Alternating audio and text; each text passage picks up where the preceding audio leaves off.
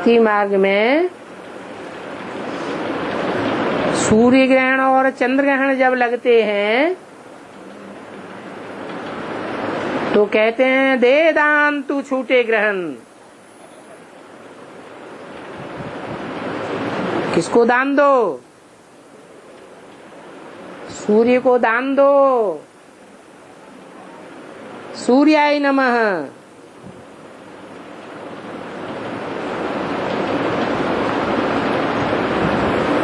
चंद्र देवताय नमः। चंद्रमा को दान दो, अर्थात सूर्य और चंद्र को योग दान दो तो उनका ग्रहण छूट जाए। वास्तव में ये भक्ति मार्ग की बात है। भक्त होते हैं वो नहीं जानते हैं कि सूर्य को तो कभी ग्रहण लगता ही नहीं। वो तो सदैव ही ज्ञान की ज्योति का गोला है।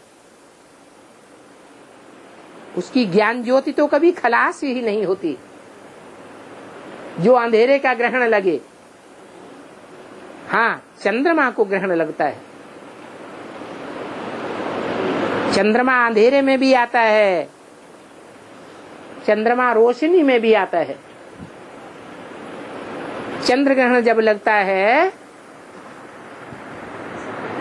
तो चंद्रमा और सूर्य के बीच में पृथ्वी माता आ जाती है।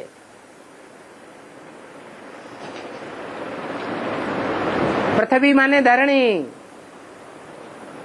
धरणी माने कन्याएं माताएं।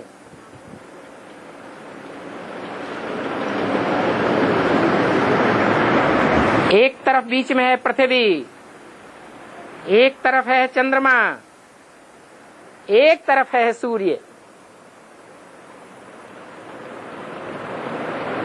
तो परछाया पृथ्वी का किसके ऊपर पड़ेगा? चंद्रमा के ऊपर पड़ेगा या सूर्य के ऊपर पड़ेगा? चंद्रमा के ऊपर परछाया पड़ता है धरणी माता का। ये ज्ञान चंद्रमा ब्रह्मा धरणी रूपी कन्याओं माताओं के प्रभाव में आ जाता है। प्रभाव में आना माने परछाया पड़ जाना। कहते हैं ना भूत पेच का परछाया है। परछाया माने परछावा, परछाई। तो कन्याओं माताओं से वो ज्ञान चंद्रमा प्रभावित होता है। उसके प्रभाव को हटाने के लिए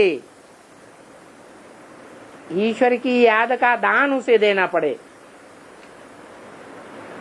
इसलिए कहा है कि ज्ञान चंद्रमा ब्रह्मा वो तो शरीर छोड़ गया, परंतु वही आत्मा कोई माता में प्रवेश करके पार्ट बजाती है। उसके ऊपर कन्याओं माताओं का परछाया पड़ चुका है, अज्ञान का परछाया है। वो परछाई हटाने के लिए उसे ज्ञान सूर्य की रोशनी चाहिए। तो संगठित होकर के जब हम ज्ञान की रोशनी देंगे योग का दान देंगे, याद करेंगे, तो प्रकृति में भी परिवर्तन आ जाएगा। प्रकृति में भी परिवर्तन आवेगा तो चंद्रमा का भी परछावा उतर जाएगा, चंद्रमा भी रोशनी में आ जाएगा। इसलिए जब याद करते हैं तो जैसे अपने घर के मित्र संबंधियों को ज्ञान में चलाने के लिए उनको सर्च लाइट देते हैं, ऐसे बाबा की याद में ज्ञान चंद्रमा को भी सर्च लाइट देनी चाहिए। वो ज्ञान चंद्रमा जगदम्बा में प्रवेश होकर के पार्ट बजा रहा है। वो सर्च लाइट उसको मिलेगी तो वो भी ज्ञान की रोशनी में आ जाएंगे।